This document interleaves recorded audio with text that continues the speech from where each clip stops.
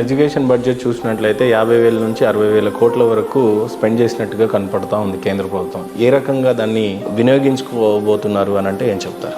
టెంపరీగా కొత్త బిల్డింగ్లు కట్టుర్రి, కొత్త కంప్యూటర్లు ఇయ్యరు అని చెప్తలేము మేము. ఉన్న వసతులని అక్కడ ఉన్నటువంటి పరిసరాలకు అవసరంగా, అక్కడ ఉన్నటువంటి విద్యార్థులకు అవసరంగా వాటిని అనుగుణంగా మారుస్తే, ఎవరు చెప్పిన ఒక పాపకి తన ఎండాకాలంలో ఇంటికి పోతే నా చెట్లు చచ్చిపోవద్దు, వాటికి నీళ్ళు కావాలనే ఆలోచన వచ్చి ఉంటుంది. 40-45 రోజులు ఒక మొక్క బతకాలి అంటే దానికి ఎన్ని నీళ్ళు అవసరమైతే అనే క్యాలిక్యులేషన్ ఎవరు చెప్పిరా పాపకి? So this is all innovation. రోజు ఆ చెట్టుకి నీళ్ళు అమ్మాయి పోసింది, ఆ చెట్టును బతికించాలనుకుంది కాబట్టి అమ్మాయికి ఒక ఆలోచన వచ్చింది, ఈ చెట్టుకు రోజు ఇన్ని నీళ్లు పడతాయి, నేను 40 రోజులు మా అమ్మమ్మ ఊరుకో నానమ్మ ఊరుకో పోయి వచ్చేసరికి ఈ చెట్టు చచ్చిపోవద్దంటే మా పెరట్లో ఉన్న అన్ని మొక్కలకి ఇన్ని నీళ్లు కావాలని ఆలోచించింది. ఇది ఎందుకు వచ్చింది? Learning by doing. నువ్వు ప్రాక్టికల్గా ఉంటే వస్తుంది.